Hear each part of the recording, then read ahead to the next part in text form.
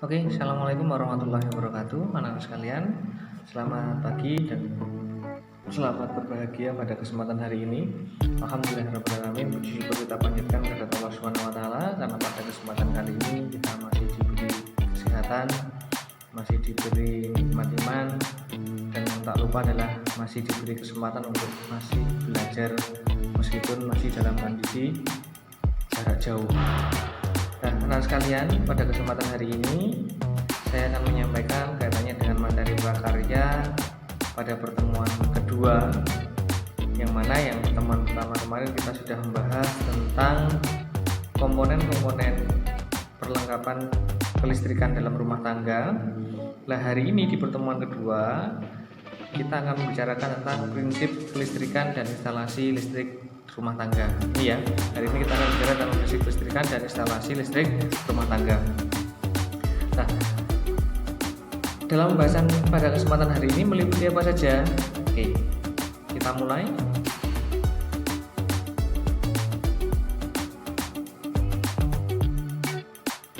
Pokok materinya ada satu, kita nanti akan bicara tentang arus listrik. Kemudian yang kedua adalah tegangan listrik, yang ketiga adalah tahanan atau hambatan listrik, yang keempat kaitannya dengan rangkaian seri dan paralel, serta nanti ada tambahan sedikit kaitannya dengan instalasi listrik sederhana. Kita masuk yang pertama, kaitannya dengan arus listrik. Anak-anak sekalian, arus listrik itu nanti dibagi menjadi dua. Yang pertama itu adalah arus listrik DC atau arus listrik searah. Apa yang dimaksud dengan arus listrik searah ini? Yaitu arus listrik yang dia mengalir dari positif ke negatif, positif ke negatif. Ini ya, arus listrik itu mengalir dari positif ke negatif. Nah, kabel positif pada baterai ini diketemukan dengan positif, yang negatif dengan negatif alat. Jadi contoh ini lampu ini yang positif ya ketemu positifnya baterai, yang negatif ketemu negatifnya baterai. Itu sumber arus listrik searah ya. Jadi arus listriknya dari muatan positif ke negatif, tetapi elektronnya mengalir dari negatif ke positif, karena yang elektron berdasarkan ini ya. Kalau nanti kaitannya dengan arus listrik itu lebih detailnya nanti akan dijelaskan pada mata pelajaran IPA. Yang jelas pada kesempatan kali ini kalian paham dulu bahwa arus listrik DC itu arus listrik searah. Jadi ya dari positif ya ketemu positif, negatif ketemu negatif. Biasanya ini kita bicara pada sumber aki, batu baterai, itu adalah sumber-sumber arus listrik searah. Yang kedua ada arus listrik bolak-balik atau arus listrik AC. Arus listrik AC ini biasanya listrik yang besar dan arusnya selalu berubah atau bolak-balik. Ini ya penjelasannya. Jadi kalau arus listrik DC tadi sifatnya biasanya arus listrik kecil karena sumbernya juga kecil. Batu baterai itu hanya 1,5 volt. Kalau arus bolak-balik itu biasanya arus listrik yang besar. Kenapa besar? Karena di sini nanti kaitannya dengan arus listrik DC, arus listrik AC ini sumbernya adalah sumber arus listrik biasanya dari generator besar atau PLTA, PLTU dan seterusnya. Yang dimaksud dengan arus listrik bolak-balik itu yang bagaimana? Arus listrik yang mana alternatif dia gampangannya gini aja. Gampangannya adalah kita pakai steker stop kontak gitu ya, stop kontak TV, stop kontak alat listrik gitu ya. Itu kita masukkan ke dalam stop kontak, stekernya dimasukkan ke dalam stop kontak, dibolak-balik itu bisa. Artinya tidak ada mana yang positif, mana yang negatif, tidak ada. Jadi arus listriknya bisa bolak-balik. Itu adalah arus listrik AC. Kalau yang DC tidak bisa. Batu baterai positif harus ketemu batu baterai yang bagiannya positif alat. Negatifnya harus ketemu negatifnya alat. Itulah bedanya. Nah, kalau digambarkan, kalau arus direct atau searah itu grafiknya lurus. Tapi kalau bolak-balik itu dia naik turun nih. Grafiknya grafik sinus istilahnya. Jadi bedanya seperti itu katanya dengan arus listrik. Nah, kalau instalasi rumah itu biasanya menggunakan arus listrik AC karena tegangannya besar. tidak mungkin kita akan menggunakan batu baterai. Jadi tegangannya besar, maka kita gunakan arus listrik bolak-balik, yang mana biasanya arus listrik pada rumah itu sudah tersetting di angka tegangannya adalah 220 volt. Kemudian yang kedua apa? Tegangan listrik atau beda potensial. Beda potensial itu adalah perbedaan potensial listrik antara dua titik dalam rangkaian listrik, dinyatakan dalam satuan volt. Nah, ini potensial listrik itu digambarkan dengan adanya muatan positif. Ini ada 8 muatan positif, di sini ada 4 muatan positif. Lah, 8 dengan 4 ini terjadi perbedaan potensial, namanya beda potensial. Lah, kalau yang 8 ini menunjukkan bahwa kalau semakin positifnya banyak, di situ disebut dengan potensial tinggi. Kalau yang sedikit maka potensial rendah. Lah, kalau tadi kita bicara arus listrik, itu nanti dia mengalir dari potensial tinggi ke potensial rendah. Sama air mengalir dari tempat tinggi ke tempat rendah. Kalau di air tempat, kalau ini potensialnya. Jadi ini ada aliran muatan positif nih. Nah, ini disebut dengan arus listrik sebenarnya. Tapi untuk diketahui beda potensial itu adalah perbedaan potensial antar ujung-ujung sumber. Batu baterai di sebelahnya ada yang positif, ada yang negatif. Artinya di bagian positifnya batu baterai, tadi ya, batu baterai ini adalah potensialnya tinggi. Ini di sini di negatifnya potensial rendah, maka arus itu bisa mengalir dari potensial tinggi potensial rendah. Nah, ini sebagai ada potensial tinggi, ada potensial rendah. Ini menunjukkan sebagai beda potensial atau sumber tegangan listrik. Kemudian yang ketiga ada hambatan listrik atau tahanan. Kita kenal juga sebagai resistansi atau resistansi listrik ya. Ini siapa? Kemampuan suatu bahan atau benda untuk menghambat atau mencegah arus listrik. Jadi fungsinya adalah sebagai penghambat arus listrik.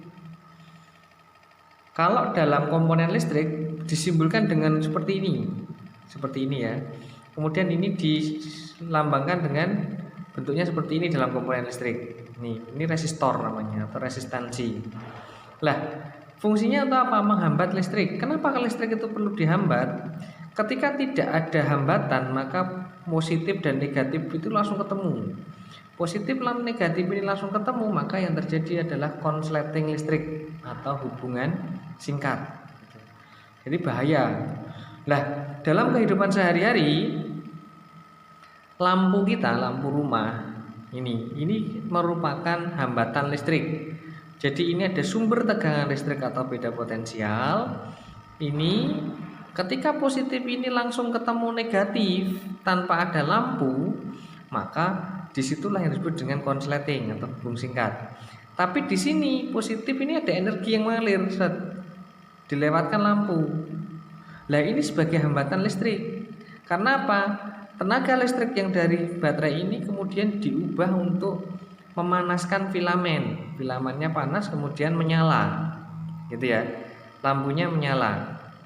Nah, ini kemudian ke sana ini juga sama untuk menghambat. Berarti hambatan listriknya, energi listriknya digunakan memanaskan filamen, filamennya jadi menyala. Dan seterusnya mengalir ini.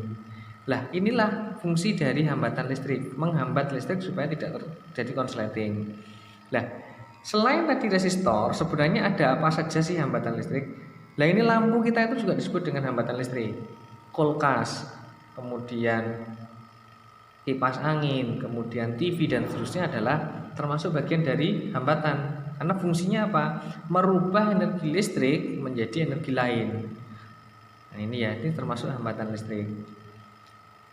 Kemudian berikutnya kita bicara tentang rangkaian listrik.